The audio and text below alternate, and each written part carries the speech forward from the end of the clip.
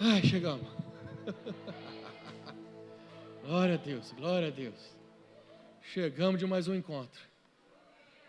Eita. Quem aqui está esperando alguém do encontro aí? Eu acho que esse povo está meio desanimado do encontro, sabe? Esse povo do encontro está meio desanimado aí, é?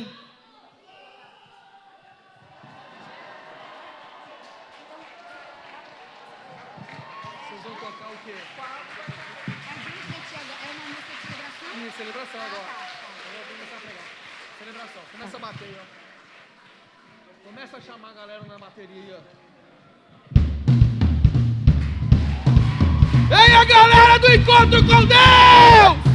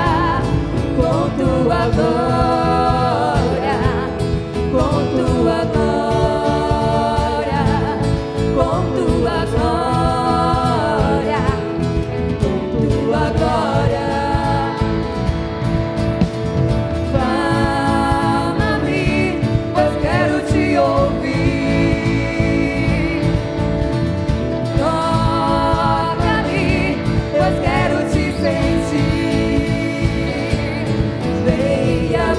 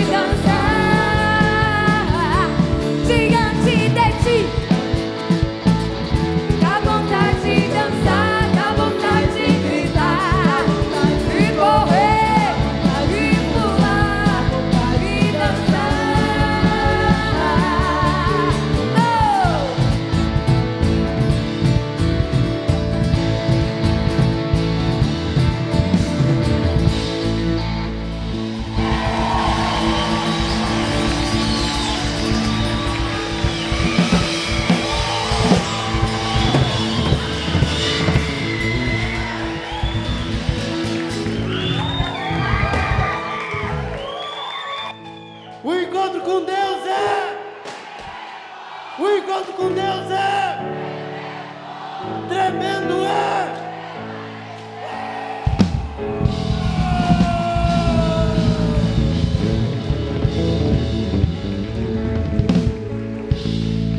Glória a Deus. Boa noite, Lagoinha. Graça e paz seja sobre a sua vida. Deixa eu chamar dois corajosos aqui rapidinho. Cadê a Paloma? Vem cá, a Paloma e o Edson. Meu Deus. Pode sentar aí, fica à vontade. Olha aqui pra mim, cadê os encontristas? Esse povo volta ligado, né? O encontro com Deus é? Não precisa nem gritar, viu? O encontro com Deus é? Tremendo é? Gente, deixa eu pedir para vocês vão usar as cadeiras da lateral aqui, as duas laterais, e as primeiras cadeiras da frente aqui são para vocês, tá? Então vocês podem ir sentando aqui, fica à vontade. Meu Deus. Para quem está chegando agora, não sabe nem o que está acontecendo, deixa eu explicar para você. A gente tem um retiro que se chama Encontro com Deus, né? Eita! E é um final de semana maravilhoso, em que a gente fica imerso, mergulhado na presença de Deus. E essa galera volta transformada. Transformada. É lindo o que Deus faz naquele lugar. É lindo mesmo. E eu pedi para duas pessoas subir aqui, falar um pouquinho do que Deus fez na vida delas nesse final de semana. Não é para pregar, tá? Tá bom. Precisa pregar, pode deixar que o pastor prega depois. Você pode dar o microfone na mão deles, bicho. Ixi, já era. Paloma, fala um pouquinho aí do encontro. Então, gente, o que dizer, né, do encontro? É meio clichê, mas acho que a gente nunca encontraria uma palavra que definisse, e tremendo é o máximo que a gente consegue, mas é muito mais. Se por algum motivo você tem alguma dúvida, você quer conhecer algo, uma faceta do caráter de Deus que você ainda não conhece, se você tem alguma dúvida de alguma promessa que Deus já te fez, vá no encontro, não perca essa oportunidade. Glória a Deus! Além de encontrista, é carismática, né? Faceta do caráter de Deus. Isso é fantástico, mano. Edson. Boa tarde. Então, Aleluia! eu quero convidar, como a irmã Paloma disse, Deus vai falar mesmo com a gente, do fundo do meu coração. É o que eu digo para vocês, como ela disse, se tem alguma dúvida, vão mesmo. E lá a gente vai encontrar a alegria do Senhor. É isso. Glória a Deus! Glória a Deus! Deixa eu falar para você, quem é que já fez um encontro aí? Deixa eu falar para você que já foi no encontro, as inscrições do reencontro estão abertas, né? O reencontro é um encontro para quem já foi no encontro, né? Para reencontrar o que perdeu depois do encontro. Mais ou menos essa a ideia. Mas é uma ideia diferente, né? Para a gente conseguir manter a chama acesa do nosso coração. A gente não vive de evento, mas o evento é importante para ativar o nosso coração naquilo que Deus está fazendo. A gente sabe que o que nos mantém é o próprio Deus na nossa comunhão diária. Mas esses eventos, essas coisas que acontecem, transformam o nosso coração e dão direção para a nossa vida. Então eu quero te incentivar, você que já foi no encontro, para você estar no reencontro conosco, é no final de semana do carnaval, sexta, sábado e domingo. Bota o card para mim aí. 25, 26, 27, isso? 24, 25, 26, é final de fevereiro, mano. Já vai aparecer ali para você. E você que não fez ainda o encontro, vai ter o encontro em junho, tá? Já bota na tua agenda, já reserva aí, daqui a pouco a gente está divulgando as datas já. Mas passe por esse final de semana. Permita que Deus transforme o teu coração em um final de semana em nome de Jesus. Deus te dê graça e te abençoe em nome de Jesus. Glória a Deus, irmão. Irmão, toma na sua mão sua Bíblia aí. Que o Senhor nos conceda a graça. Em nome de Jesus. Pessoal que chegou do encontro, eu preciso da ajuda de vocês para pregar, viu? Pessoal que voltou do encontro, eu preciso da ajuda de vocês. Vocês estão tudo pilhado. Vamos dando glória a Deus aí para incendiar essa igreja em nome de Jesus. Levanta a sua Bíblia bem alto aí. Vamos todos juntos. Esta é a minha Bíblia. Eu sou o que ela diz que eu sou. Eu tenho o que ela diz que eu tenho. Eu posso fazer o que ela diz que eu posso fazer. Hoje eu serei tocado pela palavra de Deus. Eu audaciosamente confesso que a minha mente está alerta, o meu coração está receptivo. Eu estou pronto para receber a incorruptível, a indestrutível, sempre viva semente da palavra de Deus. Eu nunca mais serei o mesmo, nunca, nunca, nunca, no nome de Jesus. Amém. Pai, mais uma vez nós nos submetemos ao Senhor. Damos total liberdade ao Teu Espírito Santo para ministrar nas nossas vidas nessa noite. Ó Pai, nós não queremos apenas, ó Pai, uma palestra motivacional, mas nós queremos, ó Deus, uma palavra que venha trazer transformação para as nossas vidas.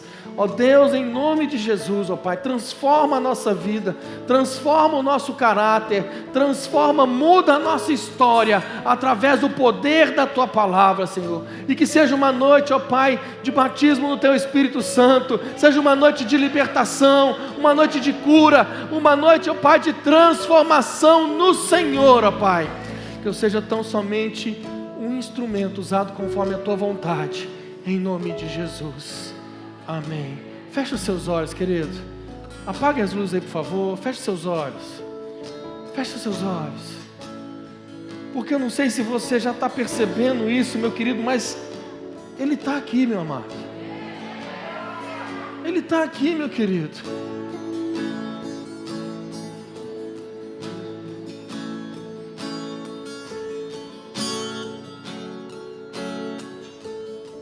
Perceba-se diante dEle. Minhas lamparinas estão acesas.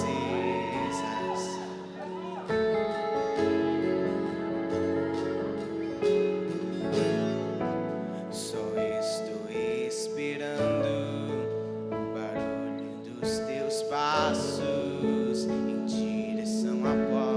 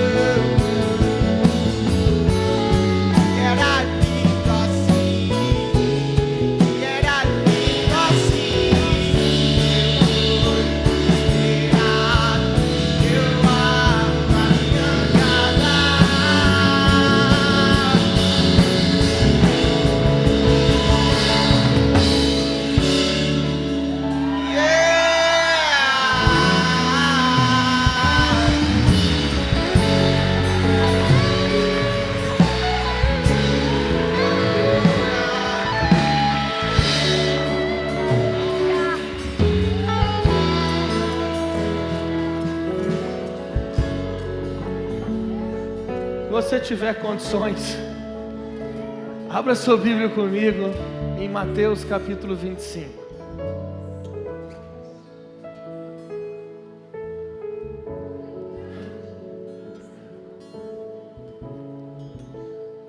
Se você ficar atento, meu irmão, se você ficar esperto naquilo que o Senhor vai falar ao teu coração nessa noite, eu só vou te falar uma coisa: Ele te pega hoje. Ele te pega hoje, irmão. Mateus 25, a partir do verso 1. É um texto, irmão, que eu tenho certeza que você conhece ele bem demais. Talvez assim você consiga até, você tenha a graça e pregue muito melhor do que eu. Recebe, vaso. E olha o que esse texto ele vai nos ensinar hoje. Mateus 25, a partir do verso 1, o texto ele diz o seguinte: então o reino dos céus será semelhante às 10 virgens, que tomando as suas lâmpadas, saíram a encontrar-se com o noivo. 5 dentre elas eram nécias e 5 prudentes. As nécias, ao tomarem as suas lâmpadas, não levaram azeite consigo. No entanto, as prudentes, além das lâmpadas, levaram azeite nas vasilhas. E tardando o noivo, foram todas tomadas de sono e adormeceram. Mas à meia-noite ouviu-se um grito: eis o noivo!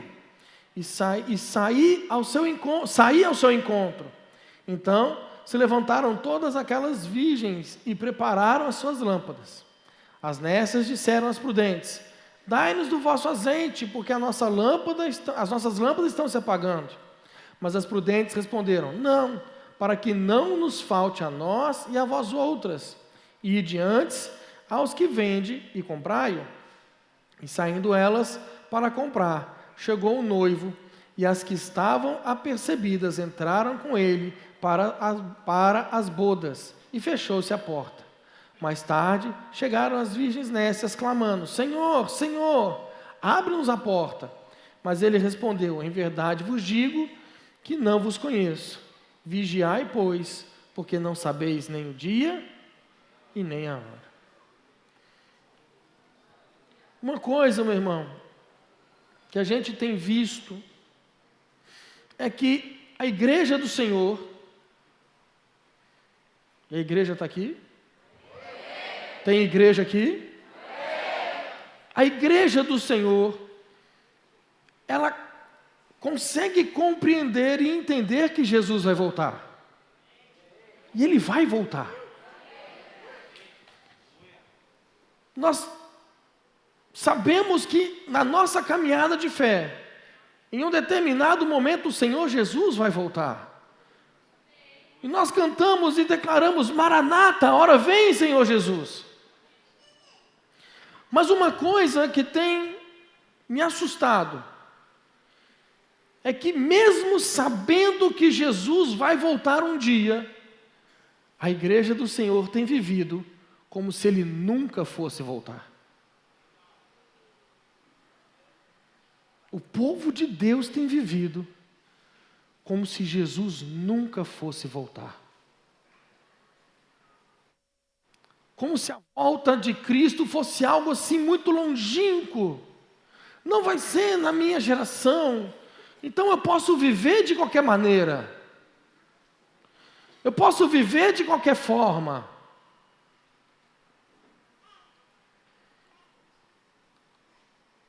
Mas não é isso que o texto está nos mostrando. Essa é uma das parábolas mais conhecidas de Jesus. Ela está localizada ali entre duas: a parábola do servo bom e a do servo mau, e a parábola dos talentos.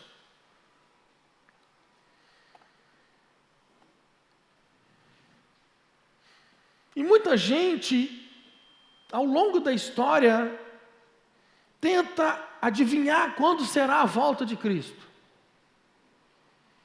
tenta adivinhar, e pessoas surgem teorias, e ainda vão continuar surgindo teorias de quando Jesus vai voltar. Qual é o período específico? Qual é o momento específico da segunda vinda dele? Quando será? Mas a Bíblia nos diz em Mateus capítulo 24, no verso 36, que aquele dia e hora ninguém sabe. Nem os anjos dos céus, nem o Filho, mas unicamente o Pai. Somente o Pai sabe. E nós vemos nesse texto, falando das 10 virgens, que elas estavam aguardando a vinda do noivo. Elas esperavam que o noivo viesse no momento determinado, mas o texto diz que o noivo, ele se atrasa. O noivo não chega na hora que eles acharam que ele ia chegar. Ele se atrasa.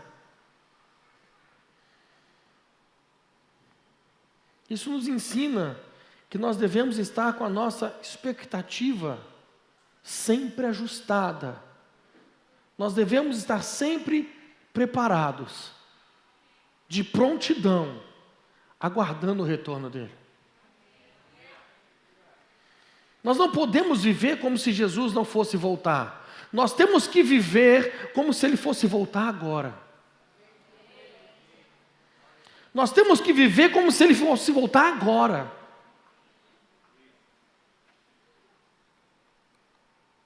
Nós temos que viver em prontidão. Nós temos que permanecer pacientes, fiéis e diligentes, por mais que pareça que Cristo está adiando o seu retorno. É por isso que nós falamos que, como os irmãos falaram aqui na frente, que o encontro, sim, ele é tremendo, mas mais tremendo é você permanecer, mais tremendo é você continuar, mais tremendo é você perseverar. Meu irmão, a Bíblia fala muito sobre perseverança. Se você for ler as cartas às igrejas de Apocalipse, todas elas terminam com a expressão ao vencedor. Ou seja, ele está dizendo de alguém que permaneceu, alguém que continuou, alguém que não desistiu. É alguém que, se ele venceu, ele teve obstáculos. Se ele venceu, ele teve dificuldades. Se ele venceu, ele teve afrontas contra ele. Mas ele perseverou, ele continuou, ele não desistiu. Ele tinha um olhar fixo no alvo dele. O alvo dele era Cristo. Nada desviava o olhar dele. Ele permanecia firme. Ao vencedor. Ao vencedor. Aquele que permanece, aquele que persevera. Meu irmão, deixa eu te falar uma coisa. Afronta, problema, dificuldade nós vamos ter sempre. Sempre, irmão. A questão é como você reage mediante as dificuldades. Se você vai reagir mediante os problemas, as dificuldades, com tristeza, com choro, com lamentação, ó vida, ó céus, ó azar, o que será de mim? Ó agora, quem poderá me defender? Tem muito crente esperando o Chapolin Colorado. E tem muito crente que acha que o pastor é o Chapolin Colorado.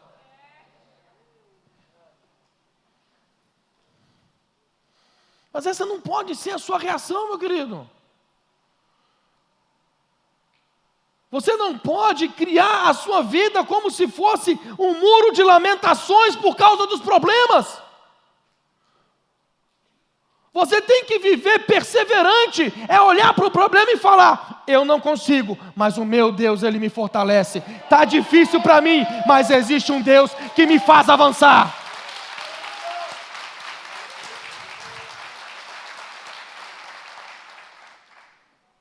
permanecer firme. Essa parábola nos ensina que as virgens, elas tinham que estar preparadas. O noivo chegasse naquela hora ou demorasse 1000 anos para chegar. Elas tinham que estar preparadas. E você, meu irmão, está preparado?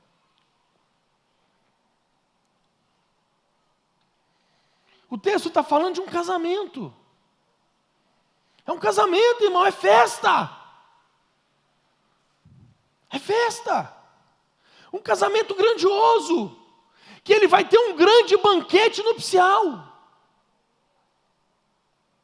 Fala banquete, aleluia. Comida é bênção, irmã. Oh, aleluia. Vai ter um grande banquete. O texto ele diz que estão aguardando ansiosamente pelo noivo chegar. Meu irmão, presta atenção. Nós estamos falando de um contexto de casamento que não é o nosso, que nós conhecemos. Nós estamos falando do contexto de um casamento judaico. Pelo menos 3 fases. A promessa, que é firmado entre os pais dos noivos, mediante um contrato. Depois vem o noivado, a promessa pública e troca de presentes entre os noivos. E a partir daí, o casamento só seria desfeito mediante o divórcio. E a festa nupcial, que é a celebração do casamento, que poderia acontecer naquele momento, após o noivado, ou depois de 1 ano. E essa festa dura vários dias. Então, a história, esse texto, ele está relatando o primeiro dia da festa nupcial.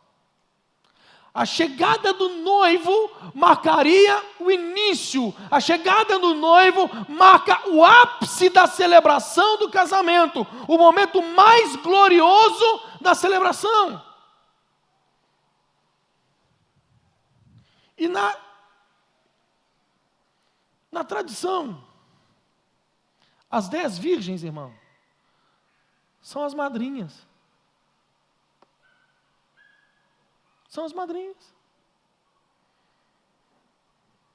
Nós estamos falando de um casamento judaico, mas não estamos falando de um casamento poligâmico. É uma noiva. É um noivo. As madrinhas, as virgens são as madrinhas. Você reparou que a noiva não aparece no texto? Não fala da noiva no texto. As virgens, utilizada nesse texto, na época de Jesus, é para indicar castidade, pureza. Também tinha referência a jovens solteiros. Então as madrinhas, elas têm uma função muito nobre. Elas sairiam para receber o noivo e acompanhá-lo com as suas lâmpadas no seu trajeto pelas ruas até o destino, iluminando a sua entrada triunfal na festa nupcial. As madrinhas deveriam trazer a glória para o noivo. A glória para o noivo. Deixa eu te falar uma coisa. A Bíblia, ela diz, tem um texto que eu acho ele fantástico. Uma expressão que eu acho ela maravilhosa. Ela diz o seguinte: voz do que clama no deserto, preparai o caminho.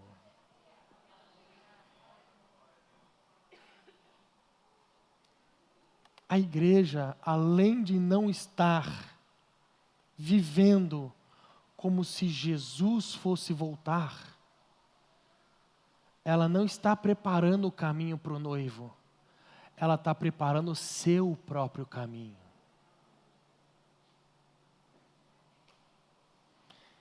Tem muito crente preparando o seu caminho para a sua entrada triunfal. Irmão. Você sabe qual que é a única coisa que você é? A voz. Nem o clamor é seu. Nem a missão é sua. Você só é a voz.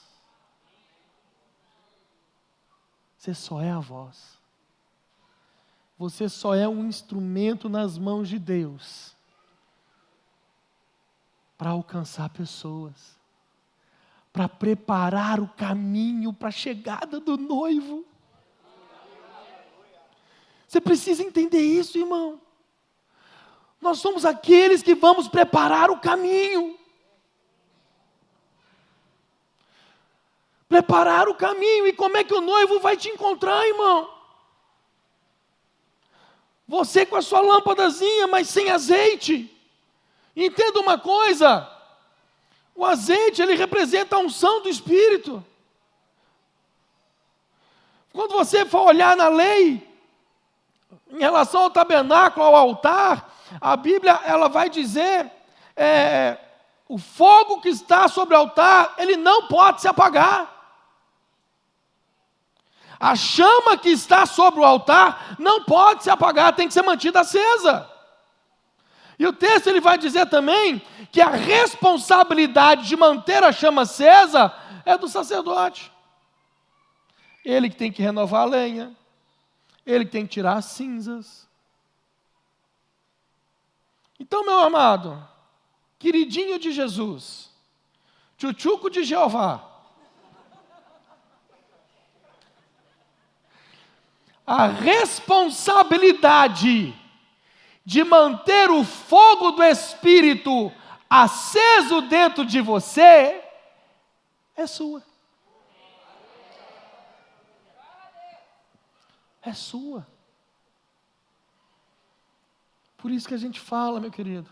Muita gente vive hoje, vai para os cultos, vai para as igrejas, fala assim, eu vou para a igreja, eu vou para o culto, porque eu tenho que me abastecer para a semana inteira. Eu penso da seguinte forma, cara, que tanque grande. Que tanque gigantesco esse. É 100 litros. Porque, meu amado, eu vou para a igreja, eu vou para o culto, eu recebo uma palavra da parte de Deus, e aquilo ali me enche para aquele dia. Porque amanhã eu preciso de mais. No outro dia eu preciso de mais. No outro dia eu preciso de mais. No outro dia eu preciso de mais. Porque senão, a chama apaga. E o Senhor, Ele nos fala na sua palavra, não apagueis o Espírito. Não apagueis. Então as madrinhas, as virgens, não sabiam a hora que o noivo ia chegar para o casamento. Não sabiam. Mas a responsabilidade delas era enorme, porque elas tinham que iluminar a chegada do noivo. O casamento normalmente acontecia à noite. Então, com as suas lâmpadas acesas, elas garantiriam a honra da chegada do noivo. Deixa eu te perguntar, como é que está a sua lâmpada aí? Como é que está esse azeite, meu querido? Como é que está esse azeite, irmão?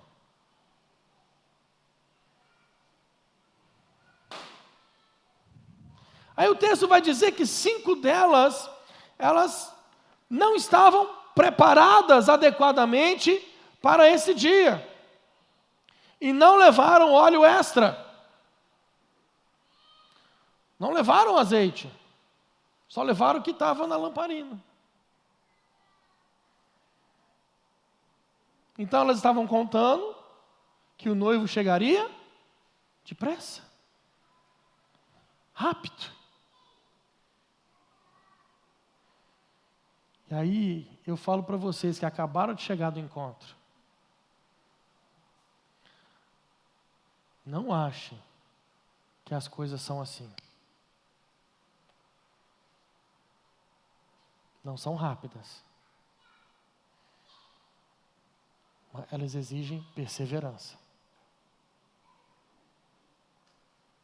Elas exigem esforço. Esforço. Esforço. E quando eu falo esforço, eu lembro de Josué, irmão. Já havia uma palavra liberada sobre o povo de Israel. A terra é de vocês. Meu irmão, a terra é. Vocês já são donos. A terra já é de vocês. E aí o Senhor vira para eles e fala: conquistem. Deus está meio assim, controverso? É bipolaridade celestial? Não é, irmão. Requer esforço. Quando ele vai chamar Josué, ele fala: esforça-te e tem de bom ânimo. E ele fala isso 3 vezes, irmão. E na Bíblia, tudo aquilo que Deus fala repetidamente é ênfase que ele está dando. Esforça-te. Tão somente esforça-te e tem de bom ânimo. Então elas foram totalmente despreparadas, achando que o noivo ia chegar rápido. No entanto, o noivo demorou. No entanto, o noivo não chegou na hora que elas acharam que ele ia chegar. Se a gente for trazer para a nossa realidade de casamento, é aquele momento em que o homem, né, o noivo, está ali, aguardando a sua amada, e ela atrasa. E ela atrasa.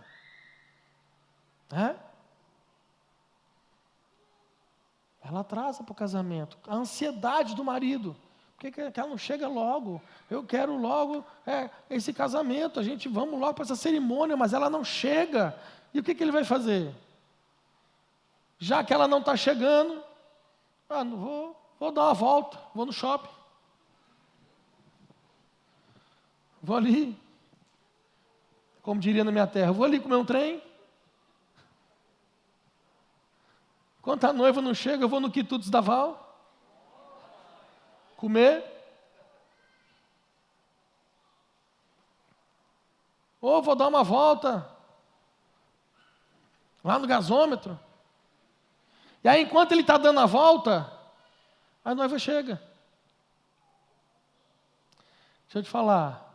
Você está dando volta por um monte de lugar, longe da vontade de Deus, correndo o risco dele chegar, entrar para as bodas do Cordeiro, fechar a porta com as prudentes, e você ficar do lado de fora batendo na porta. Mas Senhor, eu expulsei demônios em teu nome. Senhor, eu curei enfermos.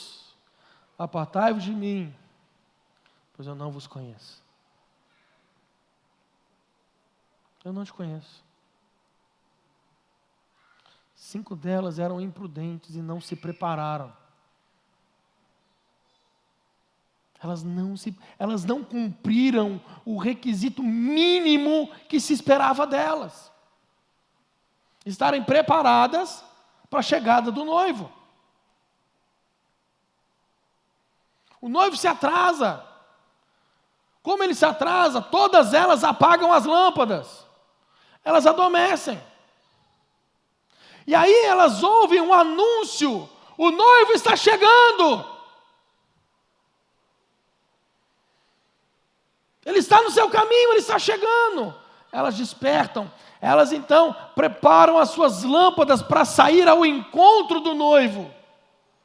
E nesse momento a realidade das nécias é dura. Elas não podem cumprir a sua responsabilidade. E elas poderiam até atrapalhar toda a cerimônia. Elas saem em busca do óleo, perdem o cortejo, perdem a oportunidade de honrar e glorificar o noivo. Elas perdem essa oportunidade. Elas perdem. E elas perdem toda a celebração. A resposta do noivo para elas, quando elas batem a porta, é: a verdade é que não as conheço. Eu não as conheço. Mateus 7:23, a Bíblia diz: então lhes direi abertamente, nunca vos conheci, apartai-vos de mim, vós que praticai a iniquidade. Vós que praticai a iniquidade. Deixa eu te falar uma coisa. Talvez a sua espera pelo noivo esteja um pouco deturpada pela visão que você tem dele. E eu espero que rapidamente mudar essa visão.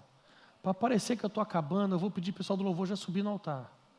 Mas é só para parecer que está acabando, irmão. Porque aí eu tenho mais uns 20 minutos. Aí eu peço para vocês ficarem de pé, eu tenho mais 40. Calma. Talvez, meu querido, a sua imagem do noivo não seja a imagem correta. Talvez a sua imagem do noivo é uma imagem de alguém que está sendo humilhado pelo sinédrio, está sendo cuspido pelos sacerdotes. Talvez a imagem que você tem do noivo é daquele noivo, daquele Cristo que está apanhando dos soldados romanos, que se esvai em sangue. Talvez a imagem que você tem do noivo, ao qual nós tanto falamos que vai voltar, é uma imagem daquele que estava pendurado no madeiro, sangrando, todo desfigurado, todo destruído. Talvez a imagem que você tem do noivo, a imagem daquele corpo sendo retirado da cruz e colocado em uma sepultura, porque ali naquele corpo já não havia mais vida, e para todos ali talvez para você, ali havia se encerrado. Talvez você achasse que ele era o Messias, mas como ele foi pregado na cruz, como ele morreu, para você ele não é mais o Messias, e você ainda aguarda ele chegar. Talvez você esteja com a imagem do noivo totalmente errada. Deixa eu te falar uma coisa. O noivo, ele não está mais com os olhos todos ensanguentados. O noivo não está mais todo com os olhos quase saltando da órbita de tanto apanhar. Mas a Bíblia diz que os olhos dele são como chamas de fogo. Meu querido, você tem que mudar a visão do noivo. Ele não está mais no madeiro, ele não está mais numa sepultura, mas a Bíblia diz que, como ele mesmo havia dito, ao terceiro dia ele foi procurado naquele túmulo, a pedra se rolou, eles entraram, o corpo não estava mais lá, ele havia ressuscitado.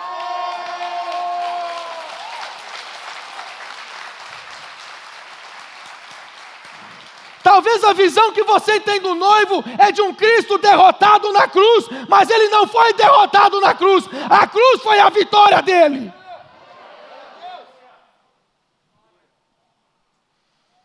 Não tem como, meu querido. Talvez a imagem que você tem de Jesus é de um Jesus fraco, cansado, pelas horas e horas e horas de martírio. Mas não é esse Cristo que nós esperamos. O Cristo que nós esperamos é aquele que vai voltar em glória. É aquele que vai voltar em glória, meu querido. Em glória. Para buscar a sua noiva. A sua noiva. O noivo vem para buscar a sua noiva. Ele vem para buscar a sua noiva. Um texto que eu acho fantástico é o texto do bom samaritano. Eu amo esse texto, irmão. Porque esse texto, no final dele, depois que aquele homem apanha, depois que aquele homem é roubado e deixado quase morto, e ali o bom samaritano se compadece dele, derrama vinho, azeite nas feridas dele, trata das feridas dele, coloca ele sobre o seu animal. O texto diz que ele vai levar este homem a uma estalagem, a uma hospedaria. Ele fica com esse homem naquela hospedaria. No dia seguinte ele chega ao hospedeiro, o dono da hospedaria, e fala: olha, tudo em relação ao que você vai gastar com ele, o que você já gastou e o que você precisar gastar com ele daqui para frente, eu já estou pagando para você, até que eu volte. 3, entender. O bom samaritano, o homem jogado no chão, somos eu e você, irmão. Somos nós, deixados quase mortos por causa do pecado. O bom samaritano é Cristo, que derrama vinho, o seu sangue, e azeite, a sua unção sobre as nossas vidas, para tratar das nossas feridas. Ele nos leva para uma hospedaria e nos deixa aos cuidados de um hospedeiro. Jesus, ele vira para os discípulos e fala assim: não vos deixarei órfãos, mas vos deixarei outro consolador, outro igual a mim, que vai cuidar de vocês. O mundo não pode receber, mas ele habita em vós e estará em vós para sempre. O dono dessa hospedaria é o Espírito Santo. Jesus é o bom samaritano. Ele vira para o dono da hospedaria e fala: eu tenho um lugar para ir, eu tenho que preparar a morada, eu tenho que ir para lá. Então, o preço por essa vida já foi pago. Eu estou deixando pago o preço por ele. Cuida dele para mim, porque eu preciso ir preparar a morada, porque eu vou voltar para buscar ele. Eu vou voltar para buscar ele. Eu vou voltar. Meu irmão, não viva como se Jesus não fosse voltar. Viva como se ele fosse voltar agora, como se ele fosse voltar no fim desse culto, como se ele fosse voltar no momento que a gente entoar a canção. Você não pode viver de qualquer maneira. Você tem que viver como se o noivo estivesse vindo buscar você. Coloque-se de pé no seu lugar, meu querido.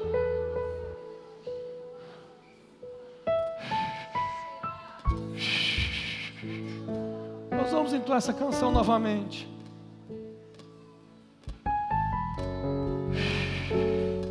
E tem pessoas aqui que sabem que essa palavra foi para você. Você tem vivido de qualquer forma. Enquanto essa canção estiver sendo entoada, eu quero te pedir um favor, meu querido. Um favor. Sai do seu lugar. Vem aqui à frente. Pastor, mas eu não consigo sair do meu lugar, para mim é difícil. Meu irmão, nós vamos te ajudar. Você levanta a sua mão bem alta onde você estiver, que vai um pastor até você, vai um líder até você, e nós vamos pegar você pela sua mão e trazer você até aqui à frente para orar com você. Mas você não pode sair daqui hoje da mesma forma que você entrou. O Senhor já está operando. Você não pode voltar da mesma forma que você entrou. Tem mão levantada ali, pastores. Por favor, me ajudem. Levanta bem alto sua mão, para o pastor poder te ver. Minhas lamparinas